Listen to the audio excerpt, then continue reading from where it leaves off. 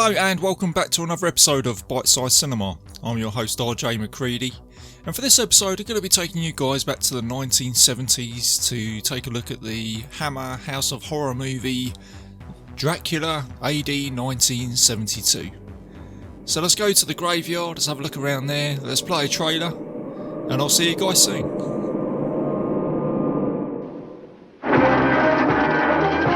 Yesterday, Dracula was the most fearsome being the screen has ever seen. Today, tonight, you could be Dracula's next victim.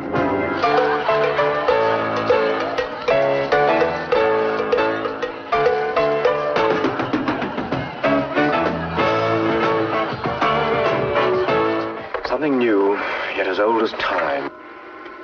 Come on, Johnny. A date with the devil. Are you ready? He's ready. He's waiting to freak you out. Right out of this world. Died September the 18th, 1872. 100 years ago to the day.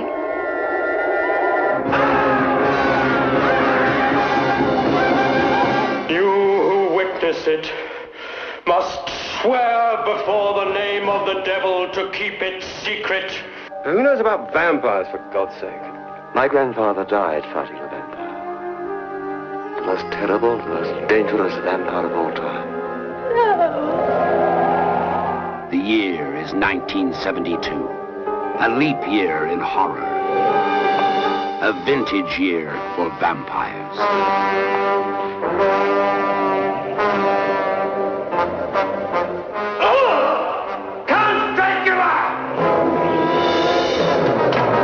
The time for the masters of horror to meet again in the 20th century.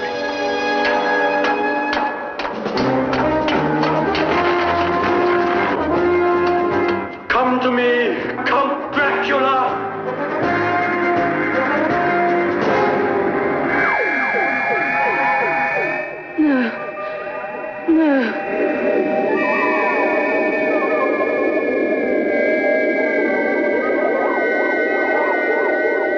There's too many dreams I got buried up inside, and there's too little time for inside.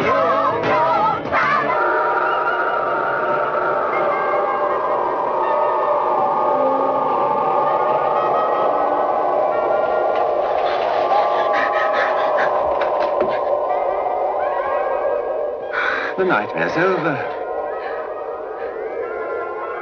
I think it is. I have returned to destroy you.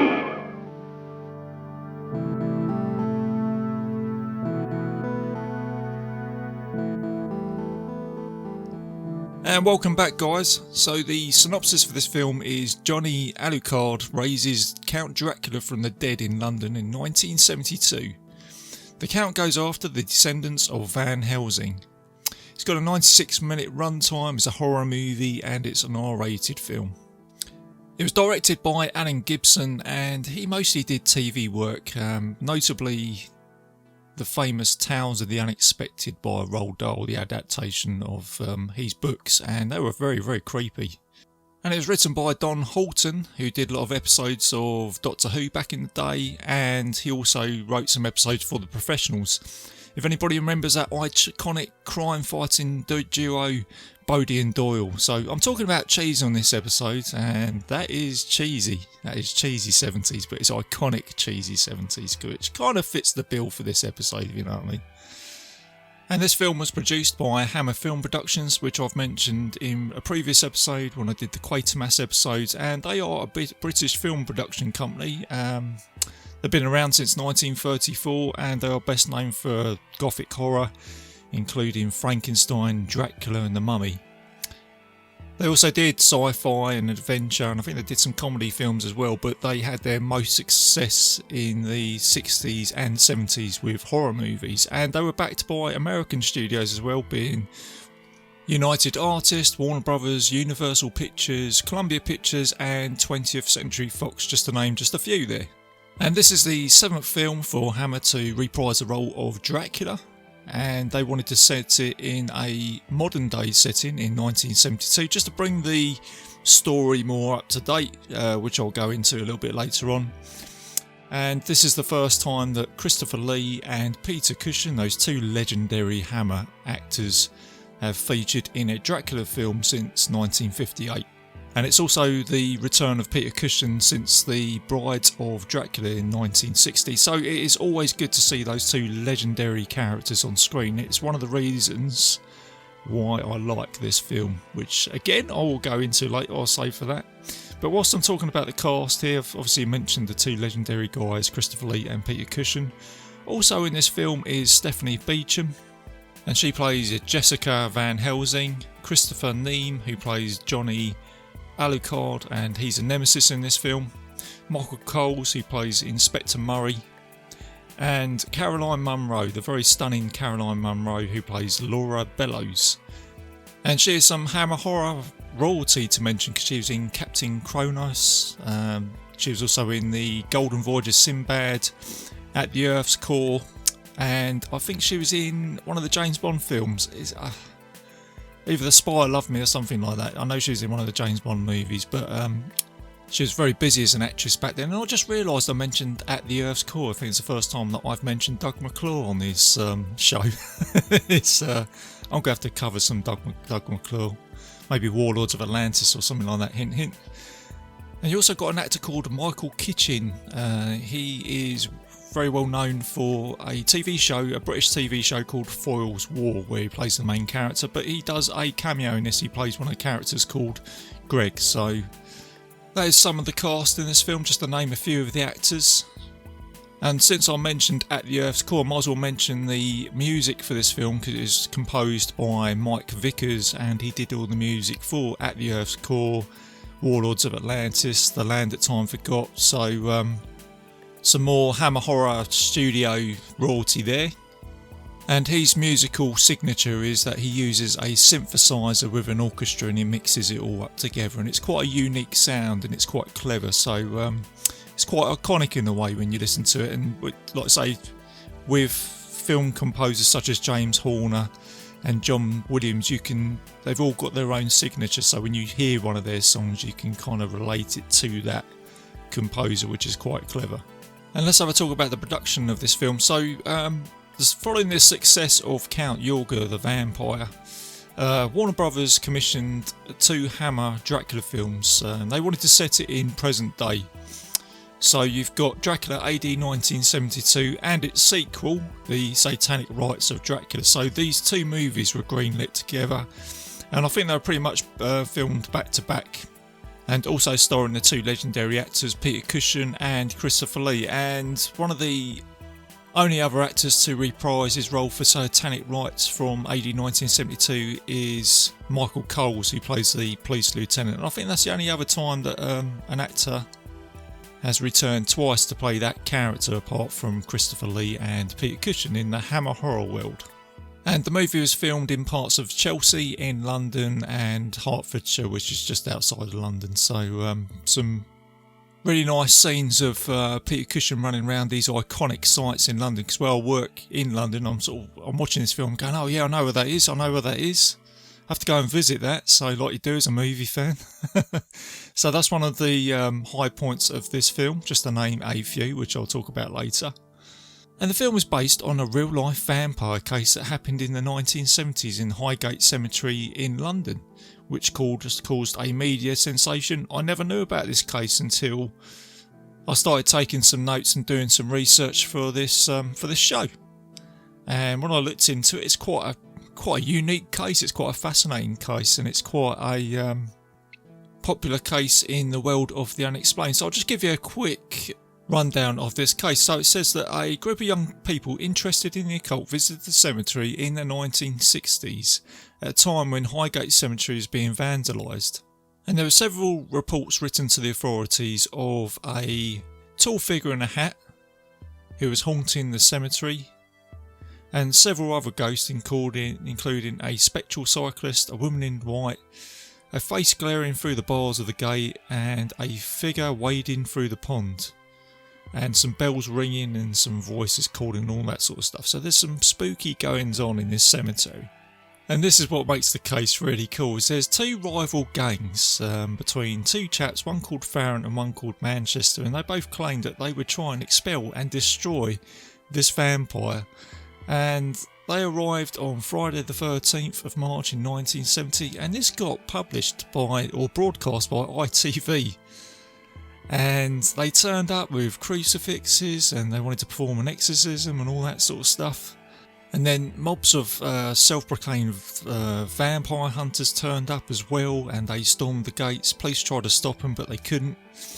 And then the Farron guy was found in the early hours of the morning with a cross in the cemetery. The police took him in.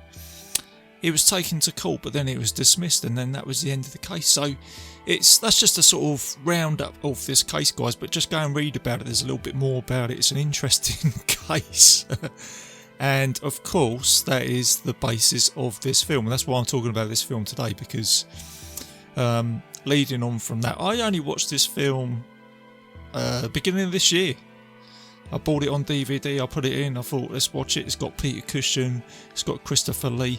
If nothing else, it's got those two iconic actors in it, which has got to be worth having a look at. And let's get this out of the way right now. Yes, it is a cheesy film. I totally get that. But at the same time, I enjoyed it, and the reason why I enjoyed it is because I really enjoyed the screen presence of those two legendary characters. I thought Peter Cushing blew this out of the water as that Van Helsing in modern times, alright, it's 1972, but it's modern times compared to the Victorian times or Edwardian times in the old Hammer 1960 film. But I thought it worked, and I also thought that this is an important film for horror. In terms of films like Fright Night and Vamp, you know, the films that we got in the 80s. I thought that Peter Cushing in this was kind of like,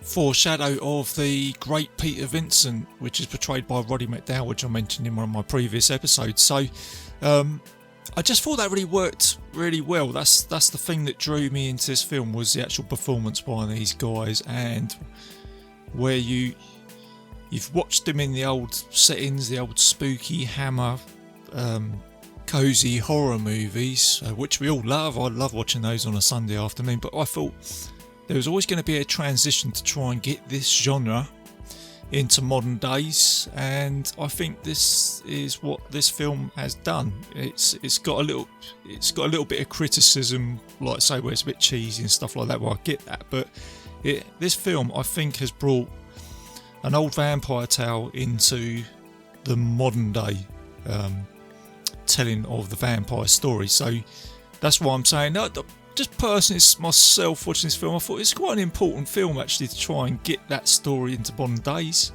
It's gone over a few hurdles, but it's kind of got there, and I've actually taken some good stuff out of this. And like I say, there's some really good scenes in here, particularly when Peter Cushing and Christopher Lee are fighting each other on the stagecoach at the beginning, and then they meet each other in the church, which kind of pays homage to, again, the old spooky Hammer horror films, which I was talking about back in the 60s. So when you look at this film, there's some good bits, but I appreciate there's some cheese in this film as well.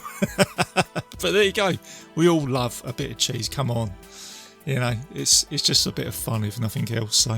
So let's have a look at a review of this film. Let's do a bite-sized review of Dracula AD 1972. So the film starts, funny enough, in 1872, and Count Dracula and Lawrence Van Helsing are battling on top of the roof of a runaway coach, and it's a pretty cool scene of these two iconic characters having a punch-up right at the beginning of the movie.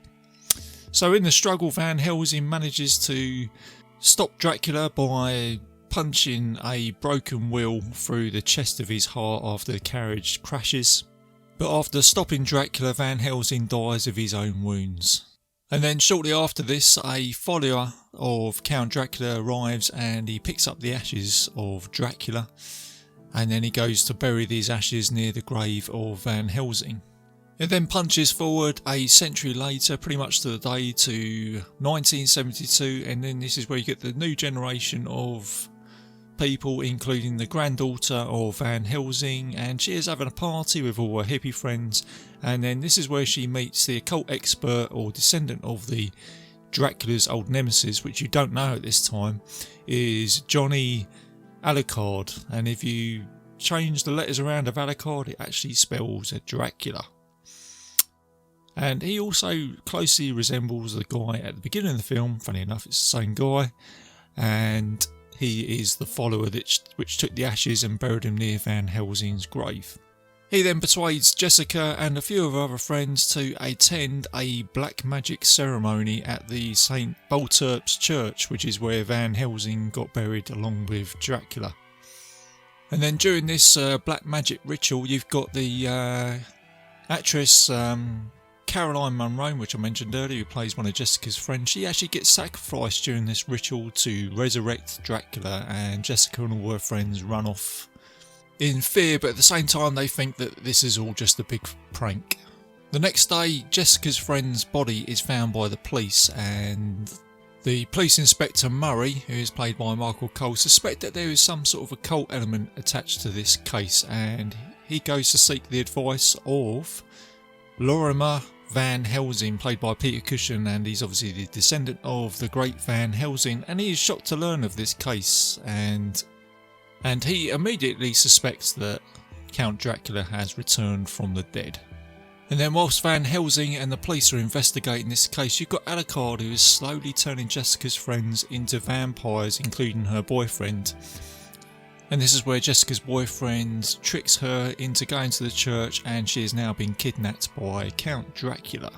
You then got Van Helsing along with one of Jessica's friends who helps him track down the Alucard character, and they find him in a flat, and this is where Alucard falls into a bath full of running water and then he kills himself. Then you get a pretty cool scene here where Van Helsing is running around the streets of London trying to find Jessica and work out where she's gone, and he finally tracks her down to the St. Bolterp's Church. And he finds her tied up on an altar in a trance, and he releases her and he manages to get her home, and then he returns to the church awaiting Count Dracula. And it's a pretty cool scene here because he sets a load of traps up for Count Dracula. He digs a hole with a load of stakes inside of it, and this is where you get like the final fight scene between these two legendary characters in this graveyard, which is a really good set piece. This kind of goes back to the old spooky, moody, that real sort of Hammer horror vibe that we all know and love from like the 1960s, so it really sort of throws that back into this like modern time. And then nightfall approaches, and then you've got these two iconic characters about to battle each other. They have a struggle. Van Helsing attempts to kill him with a silver knife, and you get like a really good final act here where they're rolling around the church, they're walking up the stairs, they're punching each other, fighting each other, and then eventually Van Helsing splashes holy water into Dracula's face, which sort of knocks him off his feet, and then he goes falling into this like pit of stakes which Van Helsing set up prior to this battle.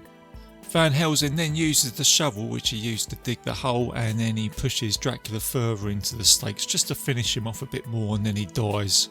And then you got that classic scene which pretty much always happens in these films of Dracula sort of disintegrating into ash into the grave that he's fallen into. And then the camera pans upwards onto like a gravestone or something like that which says "Rest in final peace," and then that's it. That's how these Hammer films finish. They finish pretty damn quick. That's it. Like the end credits come up and that's it. And that's how this film ends. So it's not a long film, but that is Hammer horror for you. They don't really hang about. They get on with it.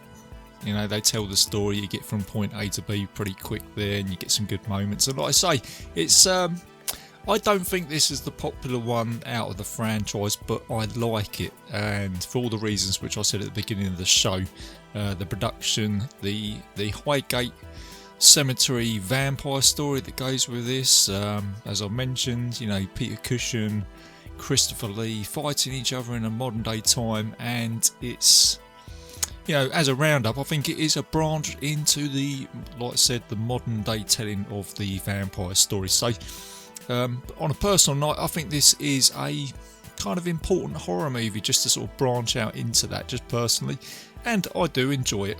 I enjoy it. It's a bit of cheese, bit of fun. Watch it at 11 o'clock at night with a couple of beers, some crisps and stuff like that. It's Hammer, it's fun, it's horror. So there you go. If you haven't seen it, go and check it out. Go and have a look at that cheese. And if you have seen it, I'd be interested in your thoughts. If there's anybody else that likes this film, tell us what you like about it and stuff like that. So yeah, there you go, guys. Hope you enjoyed the show. I'll be returning soon with another episode, and I'll be going back to the 70s, 1977, that iconic year where Star Wars A New Hope came out. So yes, it's going to be a Star Wars movie which I'm going to talk about. So that will be dropping soon. And as a bit of admin, I am a proud member of the Legion Podcast Network, so go and check out all the other shows on there. I'll play a promo at the end of this episode. And you can find a Bitesize Cinema on iTunes, and I'm on YouTube, and there's some other players out there. Like I say, if you put the show into Google, that will come up. So that's it, guys. Like I say, keep it bite-sized, keep it safe, and if you enjoyed this show, then make sure you check out the other great shows on the Legion Podcast Network, like Cinema Psyops, Cinema Beef, Devour the Podcast, Duncan and Bo Come Correct, Exploding Heads Horror Movie Podcast, Friday the 13th, Get Slayed, The Hellming Power Hour, Hello, This is the Doom Show, Hero Hero Go Show, Kill the Cast, Underwater Kaiju from Outer Space, Jerry Hates Action, Legion After Dark, Mental Health, Obsessive Cinema, Discourse, Pick 6 Movies, the podcast by The Cemetery, the podcast on Haunted Hill, the Psychosemantic Podcast, Rick Radio, House of Wax, Dude Looks Like the 80s, Rabbit and Red Radio, the Shadecast, Short Bus Cinema, 2 Drink Minimum Commentaries, the VD Clinic, Who Will Survive Horror Podcast, and Witch vs. the Doomsday Clock. With such a wide spread of shows, there is guaranteed to be a niche for you to fall in love with. Horror, politics, movies, books, sex, music, commentaries, health, video games, kaiju, action, news, comedy, and opinions that would most likely get you killed in some parts of the world. We are proud to bring you some of the best podcasting in the world. Check us out at www.legionpodcast.com, iTunes, Spotify, Stitcher, YouTube, and any other dark corner of the internet where podcasts can be found.